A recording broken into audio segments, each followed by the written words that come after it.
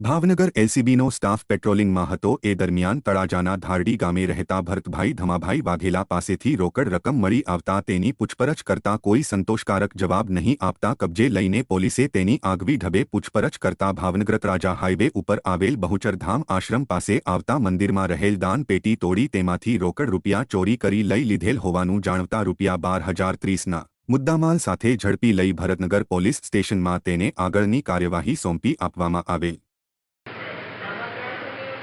પૈસા આગળ કરી નાખો ને એટલે દેખાય। બેટીનું બાકી ગયું?